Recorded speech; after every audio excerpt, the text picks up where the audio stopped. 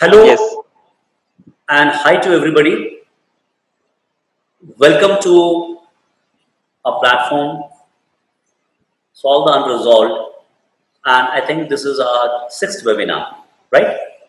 Yeah, We have been getting a good responses post our webinar. In fact, some of our entrepreneurial friends who have been online interacting with us have shown interest to take certain discussions forward. It's quite exciting.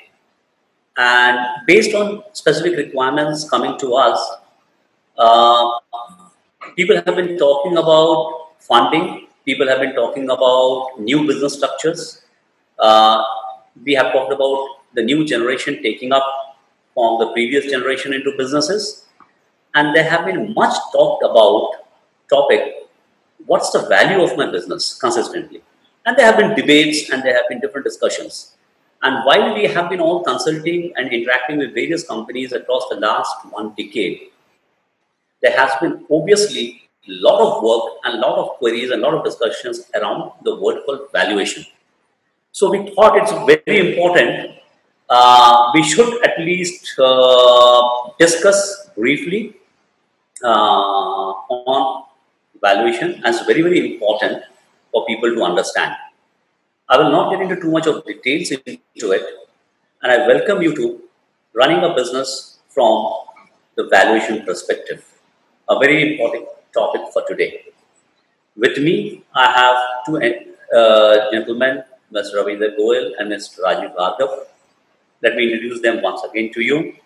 Mr. Goel, himself an entrepreneur and the founder of Venetia e-business. He himself has spent more than 2.5 decades in running his own business operations, educating and coaching young generations across the country, managing franchise operations, and as today he is driving parallelly, I am putting it up front, at least 3 businesses which are technology enabled. And he brings in a lot of experience and knowledge with him. And I'm sure he will be adding a lot of value to this session today. With us today, our guest speaker is Mr. Rajiv Bhargav. Welcome, Rajiv, to this session. Rajiv is a fellow member of the Institute of Chartered Accountants of India. He is a fellow member of Institute of Company Secretaries, a law graduate, and also a registered valuer with IBBI. He is an active speaker at IICA, IMA, All India Institute of Valuers Foundation. Rajiv has an experience of well over 16 years in various aspects of finance, taxation, compliances, and he has worked on various assignments across diverse verticals and have served clients ranging from multinationals, global multinationals to smaller enterprises. He has worked with entities like McAfee of Italy, S. Oliver of Germany, Etron in US, and Orient Craft, to name a few. And at present, he has taken an initiative to start his own venture, R. Bhargav and Associates. To start off with, I would request Mr. Goel to share his thoughts. Mr. Goel, please. thank you, Sandeep. Hello, entrepreneurs. I welcome you all in our sixth webinar on behalf of Panisha eBiz Consulting Group's forum, Resolve the Unsolved. Today's topic is somehow very much relevant to the younger generation as well as the my generation. I can say now I count myself in the previous generation, not the current generation. So I am looking this topic with a different angle, and because Rajiv Bhargav is technical on this part, so I'm just sharing that how we have transformed since 1887 around, and how we have reached and where we are now. So if you all probably know, the BSc was founded way back in 1875 under a banyan tree. It was started by with a group of people. But actually, it was August 31st, 1957, when the BSE became the first stock exchange to be recognized by the Indian government. like NSE, which is now more popular, on the other hand, was founded in 1992 and started trading in 1994.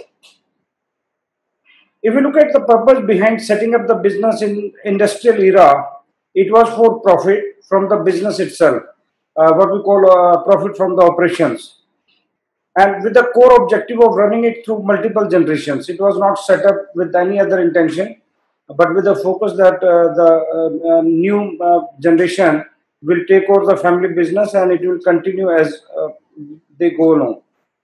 After evolution of stock trading, promoters found another way to acquire profits and raise capital from the market. In the industrial era, most of the investment used to come from the promoters and from the bank loans or some probably some other way, but not from the public. So this stock trading has given them a new way of raising capital. I found that the first modern IPO occurred in March 1602 when the Dutch East India Company offered shares of the company to the public in order to raise capital. The first recorded event belongs to 1602. So this is not something what we are talking today. It happened in past, but probably things are not that popular. And if we go with respect to India, the Reliance is the first company which gone to public, and they went public in 1977, and even before the SEBI was formed. So, like Dhirubhai Ambani had a different mindset altogether, much before the time, and he could do it. The concept of merger and acquisition in India also was not popular until the year 1988 because of the regulatory and prohibitive provisions of MRTP Act 1969. In India, we used to safeguard the businesses from being hostile takeovers. If we talk about the earliest reported mergers in India was Bengal Iron and Steel Company Limited with Indian Iron and Steel Company in 1936, and acquisition of Bukhari Tea Company Limited by Bishnoth Tea in 1965. These are two earliest mergers I could find out on the internet. The first wave of corporate deal making in India started in 1980s. The year 1988 witnessed one of the oldest business acquisition by Savraj Paul to overpower DCM Limited and Escorts Limited. Other corporate traders were Manu Chhabria and RP Goenka. I'm sorry to take names, but this is a listed information on internet. Further to that, many other non-resident Indian had put in their efforts to take control over various companies through their stock exchange portfolios. So 1980s basically saw this happening where these kind of events takeovers started. With this era came a wave of new mindset, setting up businesses not for profit but for the valuation, to earn not from the operations but from the selling out the equity. Instead of taking loans, raising capital from market via IPOs or private investors became a buzzword. Dear friends, I welcome Rajiv, who will be speaking on running a business from the valuation perspective. It will probably give us some good insights to reorient our business modeling and also may add another dimension to our thought process. Thank you for listening. I request Sandeep to take this further. Thank you.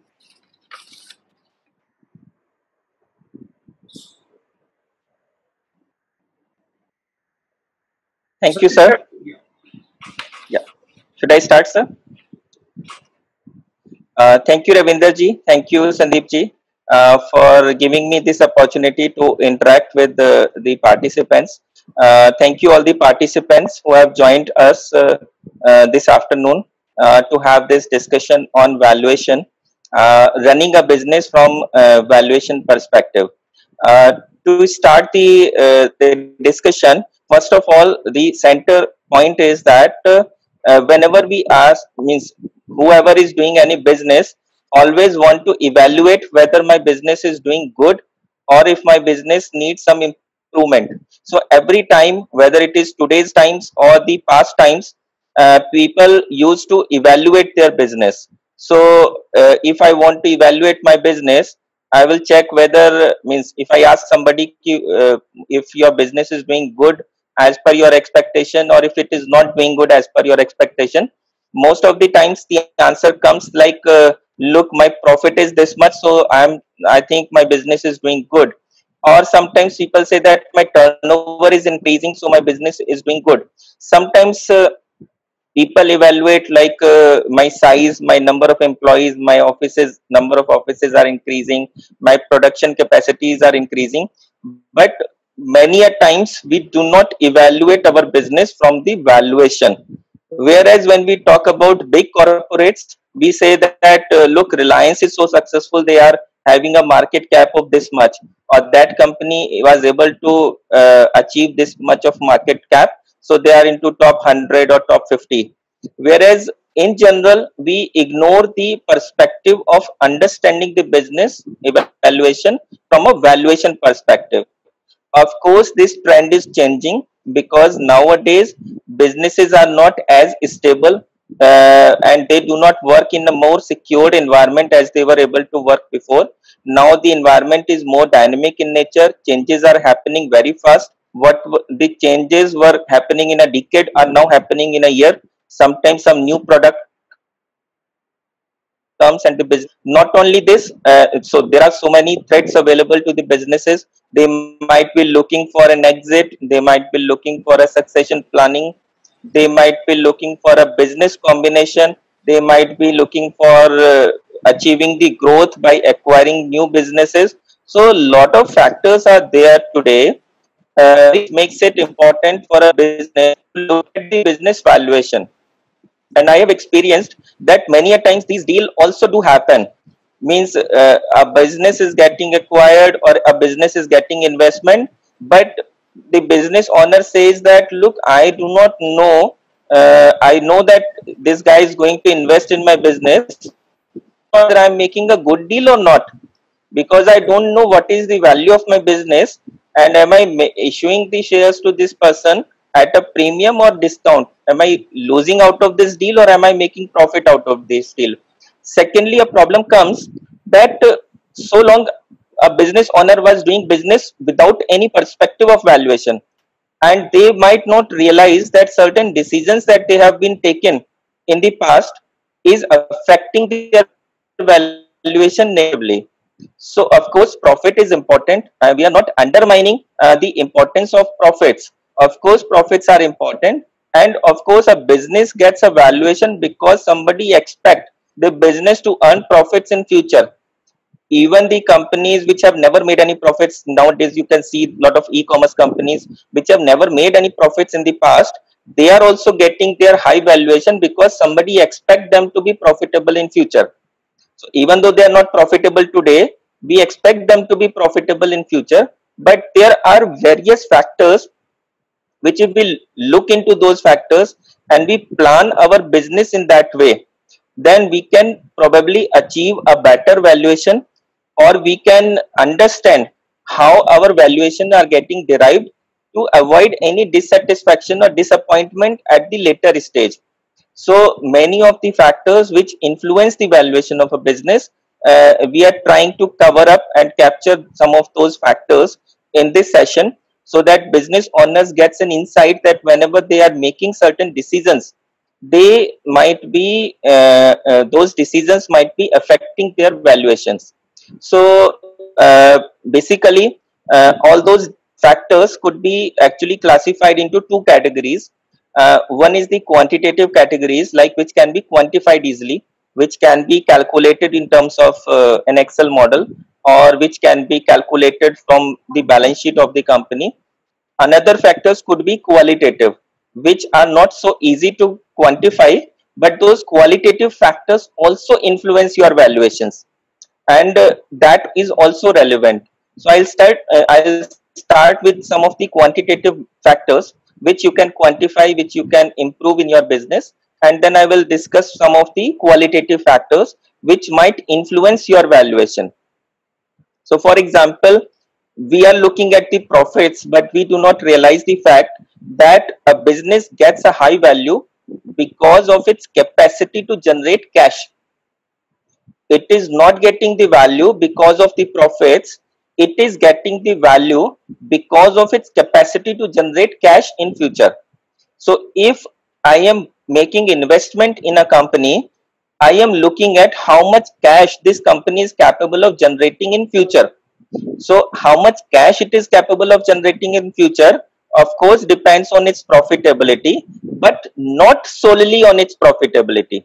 So it might be a case that the company is not profitable, but because of the working capital efficient management and other factors, it might not be that bad. Of course, profits are necessary, but two companies with the same profits might be having different valuations because of their different efficiency of utilization of their money. So one company might be having a higher utilization in working capital. So another company might be more efficient usage of working capital.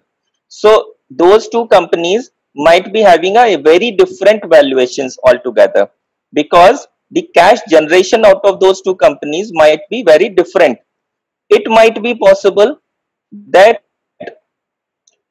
if further expansion could be into different, you have the opportunity to invest into different product mix, and all those different product mix might be having the similar profitability, but one of the product mix is actually needing more capital requirement for you. So the product mix which is having a higher capital requirement might drag your valuation down. So many a times when we decide on the product mix, also we are keeping that in mind, whether it is having a negative effect on my valuation or positive effect on my valuation. Sometimes we take certain decisions, for example, having some of the capacity in house and outsourcing some of the functions to outside parties, outsource certain functions which are non-critical functions, and that we are achieving some more efficiency in our capital utilization. So ultimately, I'm not saying always outsourcing is good, but in certain situations, it might happen that I am able to achieve a more efficient utilization of my capital. So basically, I've invested some money in my business. The more I can achieve with that capital is the more value I can create for the owners of the company, that is the equity shareholders. So all those factors are very critical when we are running a business. So I can keep on naming these kind of examples. There could be n number of examples. So whenever we are managing our cash flows, because sometimes people think that, look, by making some accounting estimates or accounting entries or changing the accounting policies, you can have a better valuation. So that generally doesn't happen. Those are valuation neutral actions, because ultimately by making a different kind of a depreciation provision or by making a different kind of a inventory valuation, my cash flow doesn't change. My cash flow cannot be easily, you cannot easily manipulate your cash flows, but the way you are doing your business, the way you are conducting your business, you might influence your cash flows. So one critical point I want to highlight is that instead of profits, we need to start focusing on cash flows. Is that how much cash flows my business can generate in future? So the capacity of my business to generate cash flows in future is a very important thing. So that's an important point. Another important point could be that suppose I give you a choice that you have to invest into a company, and there are multiple companies which will give you the similar amount of return, similar cash flows they will give you, but all these different companies have a different risk. So as an investor, you will choose the company which has the minimum risk. You will not choose the company which has a higher risk. So ultimately, all investors want to choose a company with a minimum risk. And we are only focusing on profits, but we are not focusing on how to minimize the risk of my business.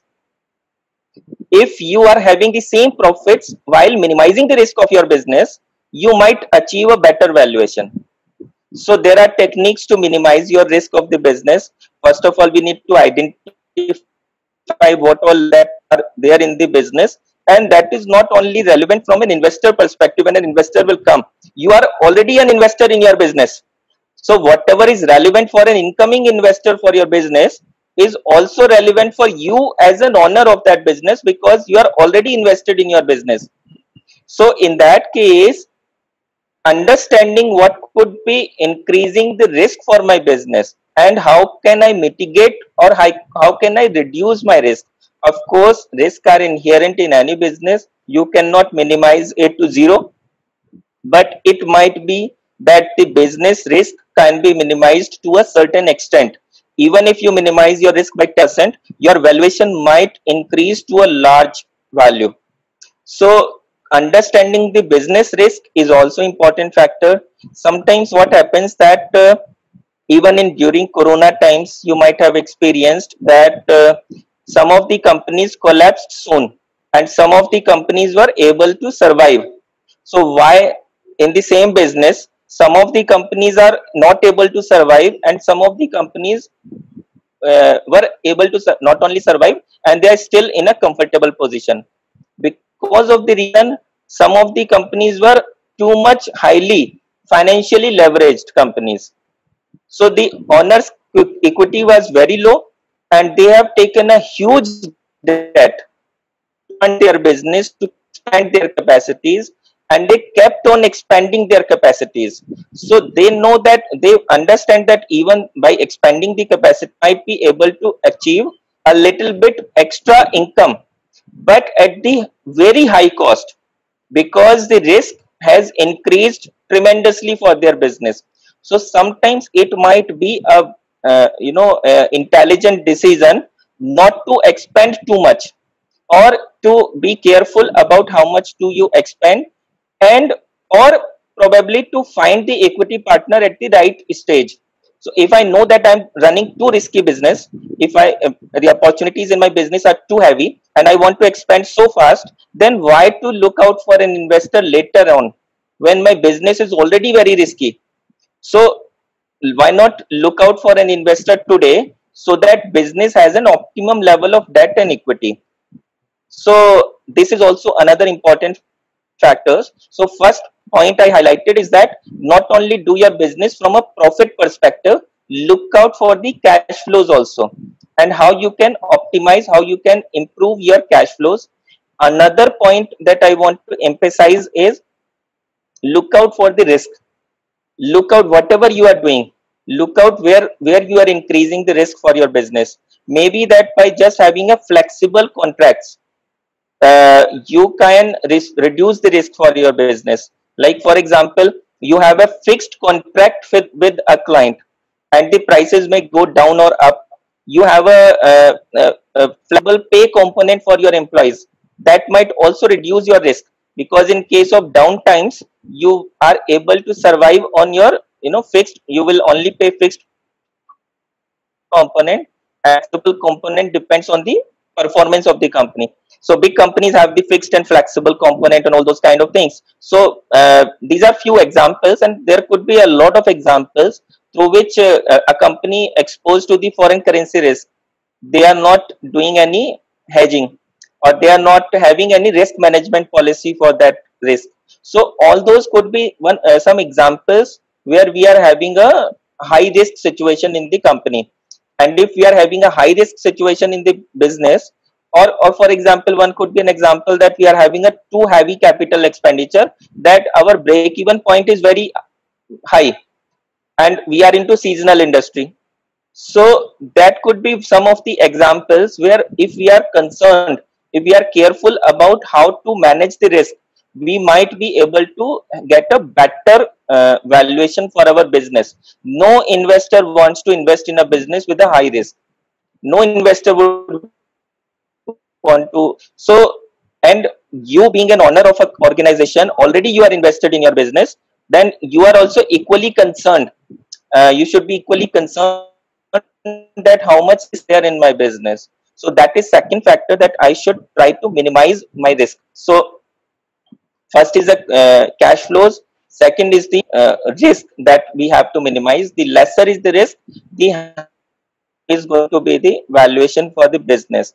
Then third could be a more efficient use of capital. So for example, I might be using some unproductive investments. There might be some which is not usable and I'm just not bothering to sell it out. There might be some contracts which I should be able to negotiate in a better way, and I can reduce my inventory requirement. There might be a number of situations where I can achieve a higher turnover with the existing resources.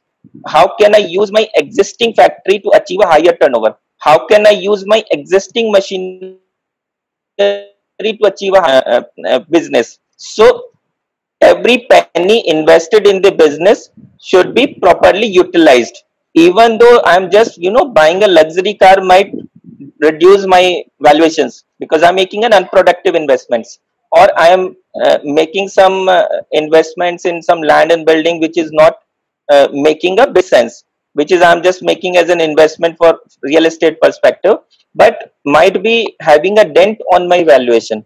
So that is a third point, that we should focus on making a more efficient use of our invest money that we have invested in our business. So that is also very important point. The next point could be having a better growth in my business. So maybe that two companies are having the same turnover, but one company might be having a higher growth potential. Another company might be having a lower growth potential. So how there could be different growth potential of those companies is because company A is getting most of its turnover from one or two customers. So their potential of increasing the the offerings to their existing customers is limited. Company B is having a exposed to a larger number of customers. The kind of relationship or the kind of contracts that they have created, or it could be like company A is not reinvesting in their business. They are taking out investments and they are not able to achieve a higher growth. Company B is reinvesting more into their and then they are able to achieve more in terms of the growth. Sometimes you might be into different segments. One company might be into different segments, and those different segments might be having a different growth rate. So focusing on the segments which might be giving you a better growth rate might create a better valuation for your business. So because the higher is the growth rate, the higher is the their cash expectation. The key is that valuation of my business of what I have done in the past. I get the valuation of my business of what I am capable of doing in the future. Because what is past is past. That might give a comfort to my investor that look, they have a past performer, so they might be able to perform in. But whenever an investor is giving me a value, they are giving me a value because of their expectation of my future, and future expectation depends much I can grow in my business, and that also could depend on a lot of factors, a lot of qualitative or quantitative factors. What is my business strategy, how I plan to take up my future growth and all those things. And am I achieving all my growth by making a heavy investment, or I was able to create a situation where I do not need to make a heavy capital investment to be able to grow. And that's the reason, suppose a manufacturing organization, why they are not getting so much high valuations, whereas these e-commerce companies are getting a high valuation. The reason is for Tata Steel to double its turnover, they have to establish another plant. They have to invest a whole lot of money in capex, and a manufacturing company has to invest a lot of make a lot of capital investment, which will make some cash to get burned. The cash has to burst, and then they are able to double their capacities. Whereas some business strategies or some business models are such that they can become 10 times without making much of an investment. So of course different businesses are different. So a manufacturing concern might not be able to achieve the efficiency of an e-commerce company in this aspect of a growth perspective, but they can still, by applying some scientific methods and techniques, they can still influence their growth to some extent. And among their peers, amongst the companies in their same industry, some companies you would find are growing faster, some companies you will find are growing lesser. So that depends on how management is able to achieve the growth in future. Many of times people structure their business in a way that every additional growth in turnover need a huge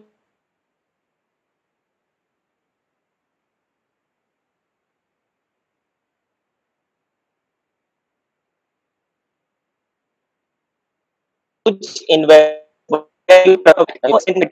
and you achieve your higher growth with lesser investments, then obviously your valuation is going to be better.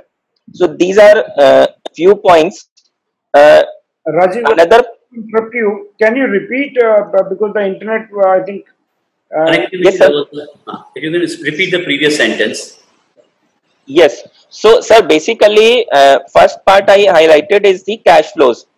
I'm just again and again repeating those points so that the key takeaways are actually registered in the mind. I know that entrepreneurs are always so busy, firefighting a lot of things, and many of the terminologies or words that I'm using, they might not be all familiar with that. So that's why I'm repeating and emphasizing on it, that first of all they need to focus on cash flows in addition to the profits. Another point I highlighted is that they should try to see minimize the risk in their business whenever they are taking their decisions, business decisions.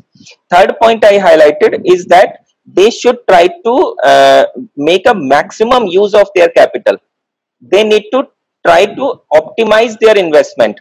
Means I should try to find out methods to achieve more with the less amount of capital, not to make any unproductive investment, not to, sometimes it might happen that I am making a part production myself and I am outsourcing some of the functions. Sometimes it might happen that I am having some activities outsourced, for which I am avoiding a huge capital investment, and I am able to double my capacity without much of an investment. So I'm achieving two things at the same time. One is I have optimized my investment. Second is that I have reduced my risk, because in case I have a lesser business, then I will be able to utilize my factory, and the contractor, I am only paying them whatever I'm getting done from them.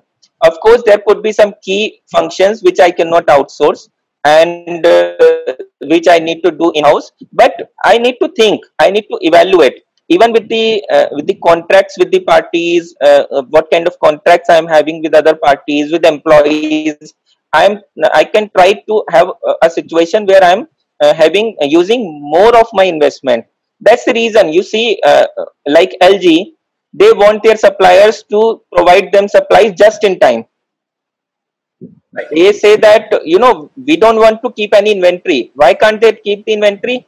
Because they know, they understand the importance of highly efficient use of capital. They might be paying some premium for having the just in time, because the vendor is keeping that inventory for them. Vendor is taking that risk.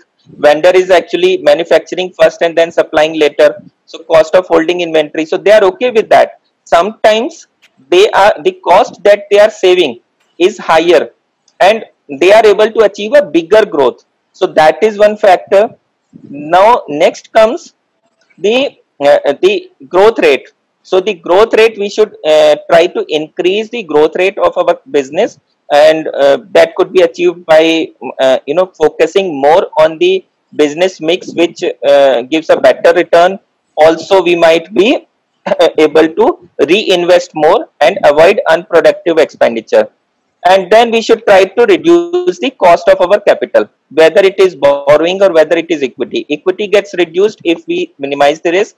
Borrowing, obviously, with a better negotiation with our banks, getting the credit rating up. Now, obviously, if I am running my business in a very risky way, then obviously my cost of debt will also be high. Bank will also analyze that, look, your credit rating is not good, even though they are doing it internally. They are internally assessing my business. They are saying that, your business looks to be risky, so my cost of debt is going to be higher. Instead of that, if I can plan my operations in a way that I can reduce the risk, I would be able to negotiate with the banks and reduce my cost of debt also. So the lesser is the cost, the higher is the valuation. So the cost of debt, risk, whatever goes low, the valuation is going to be higher. So these are mostly the quantitative factors. I just gave few examples, but there could be n number of examples, n number of methods. When we actually work with the company in more detail, we identify a lot of areas where improvements could be possible, and they are able to achieve a better valuation.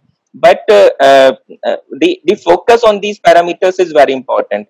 Now, second portion is actually qualitative factors.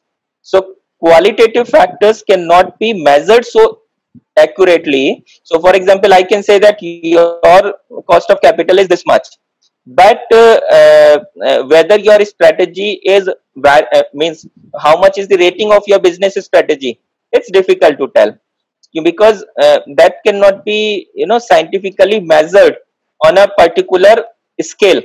But saying that because it cannot be measured, it is not relevant, will be incorrect, because business strategy is very important. So what is your business strategy? A poor business strategy or a poorly executed business strategy may kill a business or make it uncompetitive.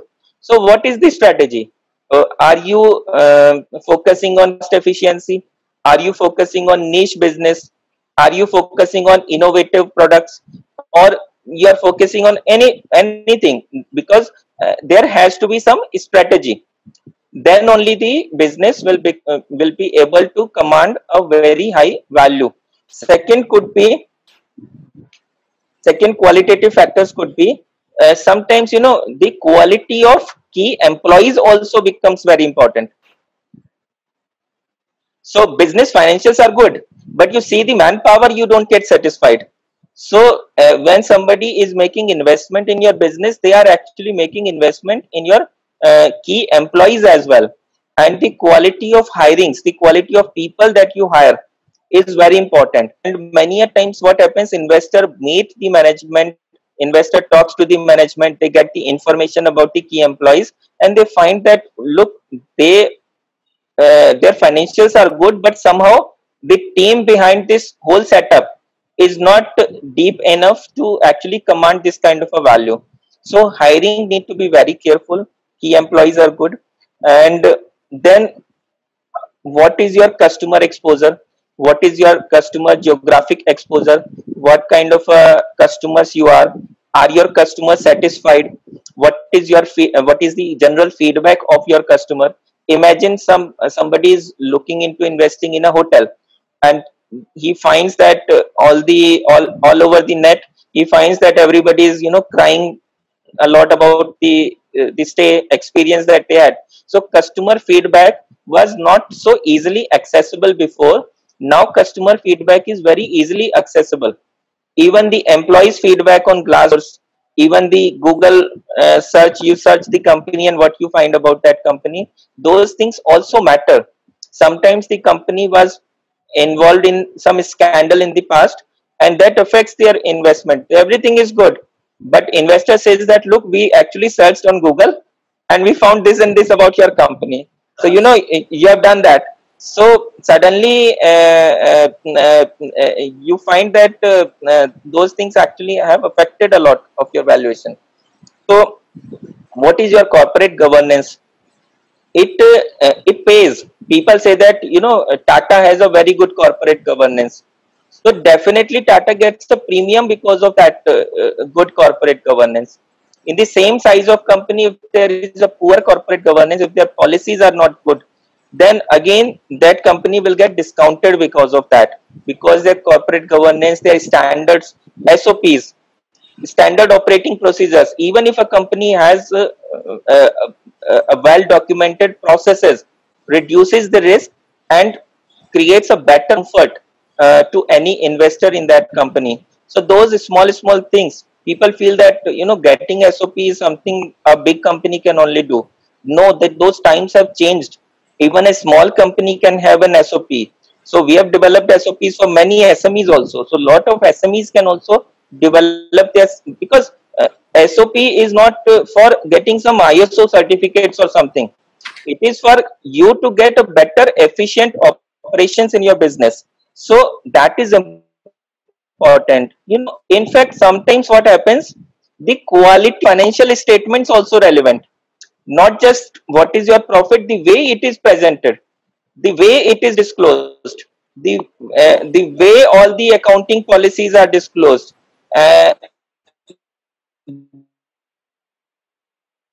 the more disclosures, the more your accounting policies are in compliance with law, the better comfort it gives. Sometimes an investor might say that, look, I am comfortable, but I do not find this balance to strong enough to be relied upon.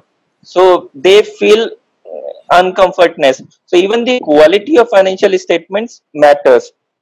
So all those things, and the quality of their products, the how much quality controls they are having. So all those qualitative factors are also equally relevant in having a valuation of a company. So these are most of the factors which a company can keep in mind, an entrepreneur can keep in mind their business from the valuation perspective. So, this is more of the summary that I have in presentation today. Entrepreneurs would find key points would be useful for their business in running a business, getting a good valuations. Over to you, sir. So, thank you, Rajiv. Thank you. It was great to listen to you and understand. There were many aspects which you covered, and obviously each of them are quite exhaustive, right? Yes, sir.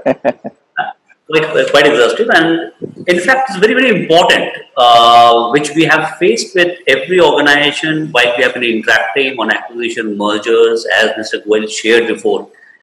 His or her own organization, as they are venturing into trying to understand the valuation of a company.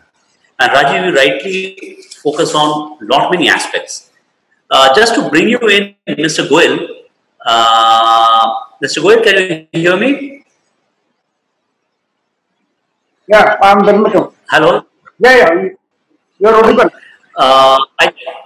As we were listening to Rajiv, focusing on the qualitative and quantitative, and why I wanted to bring you in, while you are part of the discussion, you yourself have been an entrepreneur and a businessman consistently. Now, just if you can share your bit of experience to add on the qualitative aspect of which Rajiv shared with us at a later portion of his viewpoints. Would you like to point out something? Yeah, you see, like when we started our journey way back in 1992, so the Right. objectives were different.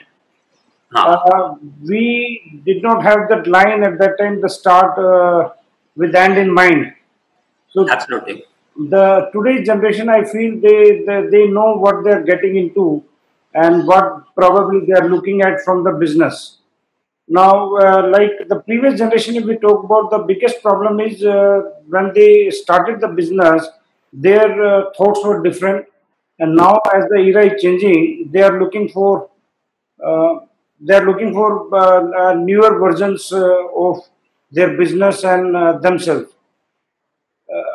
Absolutely. The biggest challenge I feel is that they do not come forward and involve professionals who can guide them. Like getting into valuation is not a one-day job, as probably Rajiv has mentioned. It's a whole-time effort. Like you have to do it continuously for 3 to 5 years if the business is running for long, and you have to bring up the values what an investor must be looking at. And Second is the perspective what promoters are carrying is they don't treat themselves as an investor, they treat themselves as owner. So the ownership mindset has to go, and they must think that yes, as an investor, if I am investing my money, what returns it will bring in. So with us also we had this Very true. problem. We also face such kind of problems, and when you bring in people like Very Rajiv true. or Rajiv, right. In fact, Rajiv used a very appropriate word, which I felt that a promoter himself is an investor, yeah, and a promoter has to see that balance he or she needs to balance out as an investor when he or she is expecting other people to invest in his or her company. That was a great thing. Rajiv, coming back to you, I was just writing it down. You used the word capital, and I have one single statement. If you can answer it briefly, manage my capital better because I am an investor in my business. What I'm infusing is capital, and you spent a quite substantial time in explaining qualitative, quantitative. So, how can I manage my capital better? Yes, sir. That is a very good question, sir. Because ultimately, the investment in a company, whether that investment is of the promoter as an initial investor or an outside investor, ultimately forms part of the capital of the business, and it is the capital by which the ultimate return on investment comes. So obviously, the more efficient I use my capital, the more valuation I can command for my business. And actually, one can look at it from two perspectives. Perspective is whatever size of business I have, how do I use my money more efficiently? That could be like I gave you an example that it might be possible that I might be making some unproductive investments. I should avoid doing that. I should see that wherever my capital is unnecessarily unproductively blocked, I should try to monetize it.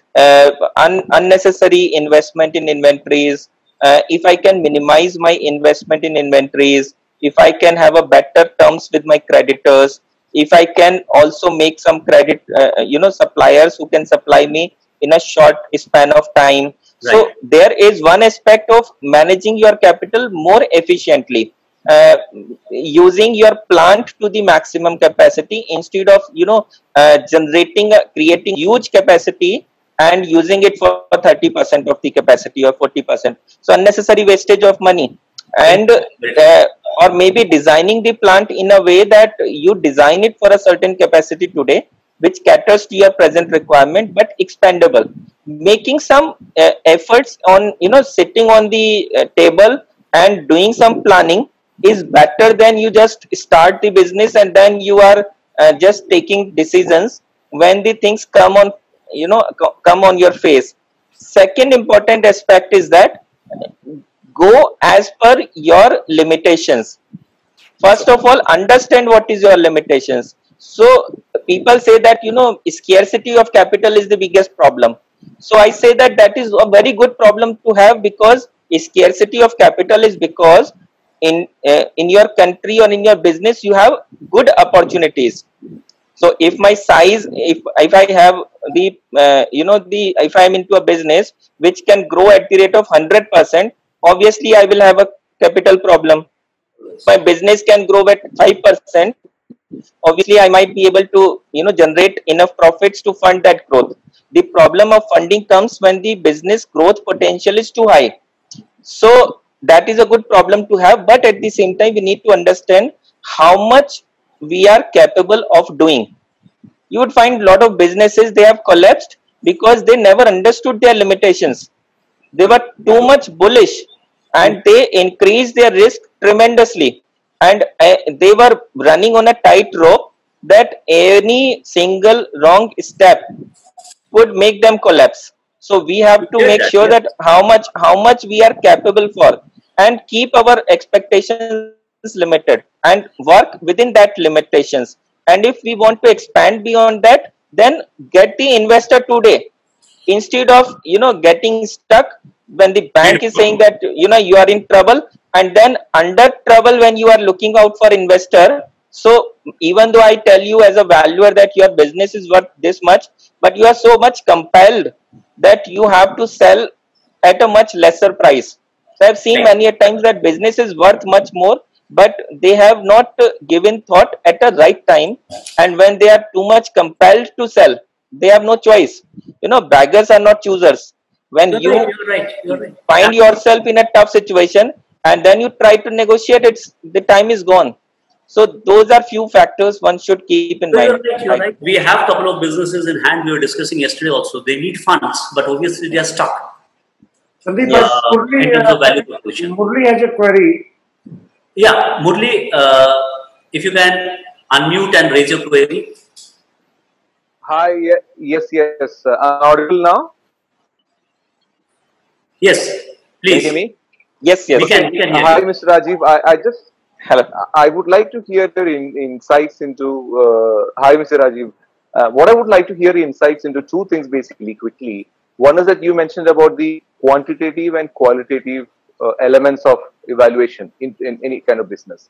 Where do you see the human capital when you talk about the qualitative level, human potential? I mean, manpower basically. One is that. Second thing is you mentioned SOP can be implemented or can be looked into even for SMEs, small companies. No, I'm a single man army right now. I mean, just launching an e-commerce venture into training and development. But then I definitely see larger things to happen because of scalability and the platform I'm working on. So one is that what is the relevance of human capital in terms of evaluation point of view, qualitative element, and the SOP which you mentioned briefly. What's your take on it? How do you see? Yes, very good questions, sir. Both of these questions are good. I will take them one by one. First of all, human capital. In fact, there are some methods through which human capital can also be valued. And there are some companies, of course, they cannot add into your asset side of their balance sheet, but they disclose in their balance sheet by way of notes to accounts that our human capital is having a value of this much. I'll just give you an example. Like when terrorist attack happened in Taj Hotel in Mumbai, so everybody was praising the way their manpower was handling their the attitude of the service in those tough moments also impressed the whole world. And there are certain companies like TCS or Infosys.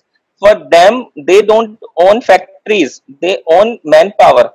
Their biggest asset is human assets, and many a times we find that the value of a company is because they are having so much qualified resources on board, and hiring or getting so many these kind of scarce resources might be so difficult that they might get valuation because of that aspect itself.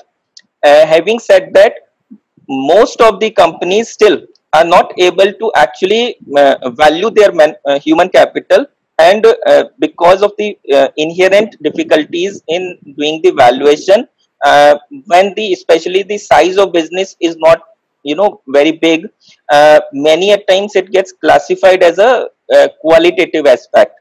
So I also covered in my question as a qualitative aspect, but you are right, it can be valued. There are methods of valuing it. Number 2 point, you said that how an SOP can be developed for a small business. So that is a misconception in the mind of people that SOP is for a big company only, or sometimes people misunderstand SOPs with some document that a consultant would have given them at the time of some ISO certification or something. Unless that SOP gets implemented, unless they are actually working, unfortunately, that is also a fact that sometimes people get a certification without actually implementing certain things. So unless SOP is basically, what happens, like for example, you have an accountant, you're a very small organization, you have 2 accountants or 1 accountant in your company, and your accountant doesn't know how a certain transactions to get processed, and your accountant doesn't know what kind of reports to be given to the management. Now tomorrow that accountant decides to leave. You are a small company, you are not able to retain him. He gets a job of a big company and he goes. New accountant will come, he will say, I have done this in this manner and I will do it in this manner. Suddenly you get confused that, so because your organization has no system of its own, the previous accountant was running as his system, the new accountant is running as per his own system. So what was correct for some other company in which he was working before is actually implemented in your company